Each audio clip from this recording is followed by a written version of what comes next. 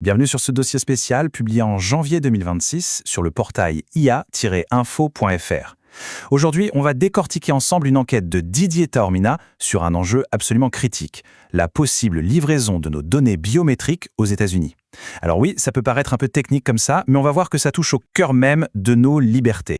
Pour bien comprendre de quoi il s'agit, partons d'une situation très concrète. Partir aux États-Unis, que ce soit pour les vacances ou le travail, sans se prendre la tête avec la paperasse d'un visa, c'est une facilité, une habitude même, pour des millions d'Européens. Eh bien, imaginez que ce privilège soit aujourd'hui sur la sellette. C'est précisément là que toute cette affaire commence. Parce que ce qui n'était qu'un simple avantage pour les voyageurs est en train de devenir un puissant moyen de pression. En clair, Washington se sert de cette exemption de visa comme d'une monnaie d'échange pour obtenir des concessions énormes de la part de l'Europe. L'article n'hésite pas à parler d'une véritable mécanique du chantage. Et là, le contraste est juste saisissant. D'un côté, on a l'ESTA, cette formalité en ligne, simple et rapide qu'on connaît bien. De l'autre, il y a la condition pour pouvoir la garder. Un nouveau dispositif au nom un peu barbare, l'ESB. Et derrière cet acronyme, il y a une exigence, disons-le radicale, donner un accès direct et total aux autorités américaines à nos bases de données européennes. L'enjeu est tout simplement colossal. On parle de 25 millions. C'est le nombre de voyages effectués par des Européens chaque année grâce à ce programme. Ce n'est pas juste un chiffre, c'est une pression immense qui pèse sur un nombre incroyable de citoyens et bien sûr sur nos économies. Et comme si ça ne suffisait pas, la situation est urgente. Washington a posé un ultimatum sur la table. Fin 2026. C'est demain. Pour les pays qui ne signeraient pas, la conséquence est limpide. Retour à la case visa, avec les coûts, les délais, les incertitudes que ça implique. Bref, le message est on ne peut plus clair. Bon, maintenant qu'on a posé le décor, rentrons un peu dans les détails. Ce fameux dispositif, comment fonctionnerait-il concrètement? Et surtout, jusqu'où irait cet accès? On va voir que c'est une véritable anatomie de la surveillance qui se met en place. Le mécanisme est d'une simplicité redoutable. C'est un système de scan et réponse. Imaginez, un voyageur européen arrive à la frontière américaine. À cet instant précis, une requête est envoyée automatiquement pour aller piocher dans nos fichiers en Europe en temps réel.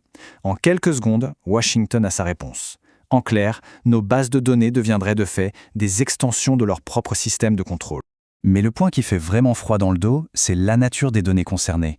Attention, on ne parle pas juste d'empreintes digitales ou de photos. Les documents préparatoires parlent d'informations ultra sensibles. Les opinions politiques, les croyances religieuses et même des informations génétiques ou l'historique de nos réseaux sociaux sur 5 ans. Des données que le droit européen est censé protéger de la manière la plus stricte qui soit. Et c'est là qu'on arrive à une contradiction flagrante. L'Europe s'est dotée du RGPD, ce fameux règlement sur la protection des données qu'on présente comme un modèle pour le monde entier. Mais face à cette exigence américaine, est-ce que ce grand bouclier juridique ne risque pas de n'être, au final, qu'un simple tigre de papier? En fait, il faut voir ça comme le dernier épisode d'une longue saga. Déjà en 2015, puis en 2020, la justice européenne a invalidé les accords de transfert de données avec les États-Unis. Le motif, protection insuffisante. On a bien un nouvel accord depuis 2023, mais il est déjà très critiqué. L'ESBC, c'est une tentative de contourner tout ça, de passer au-dessus de l'édifice juridique par un accord politique direct, d'État à État. C'est là que cette métaphore de l'auteur est particulièrement forte. Le RGPD, notre grand étendard, devient un tigre de papier. Il suffit qu'un allié puissant exerce une pression suffisante pour que toute la puissance des lois européennes semble s'évaporer face à la dure réalité des rapports de force politiques. Mais l'histoire ne s'arrête pas là, parce que l'enjeu est encore plus vaste. Si l'Europe cède face à Washington, ce n'est pas juste une affaire entre nous et eux. C'est surtout ouvrir une boîte de Pandore et créer un précédent mondial extrêmement dangereux. Le raisonnement qui suit est d'une logique implacable. Première étape. Mettons que l'Europe accepte. L'accord est signé et Washington obtient son accès direct à nos bases de données. La question qui se pose immédiatement après est inévitable. Sur quelle base, avec quel argument juridique ou moral est-ce que l'Europe pourrait alors refuser une demande identique de la part de la Chine, une autre superpuissance qui, elle aussi, accueille des millions de voyageurs européens? Et là, la spirale est lancée. Après la Chine, pourquoi pas la Russie, la Turquie? D'autres régimes pourraient légitimement venir frapper à la porte en s'appuyant sur ce précédent américain. L'Europe risquerait de transformer ses bases de données en une sorte de guichet international en libre-service. Tout ceci nous ramène à la question de fond qui se cache derrière ce dossier technique. À l'ère du numérique, que signifie vraiment la souveraineté de l'Europe? Voyons un peu les scénarios qui se dessinent. L'article esquisse 3 futurs possibles. Le premier, peut-être le plus probable, est le statu quo forcé. L'Europe cède, signe en silence avec quelques garanties de façade. Deuxième voie, le blocage. Un ou plusieurs pays refusent, quitte à perdre l'exemption de visa, mais pour créer un électrochoc et forcer le débat.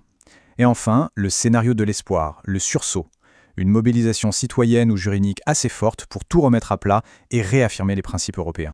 Au final, toute cette affaire nous laisse avec une question essentielle, et même vertigineuse. La souveraineté, la protection de nos libertés, est-ce que ça a un prix? Et est-on prêt à le payer? Même si ce prix, c'est des tensions diplomatiques ou la fin de certaines facilités de voyage. C'est ça, le véritable enjeu de ce dossier. Retrouvez toute l'actualité autour de l'intelligence artificielle sur le portail ia-info.fr.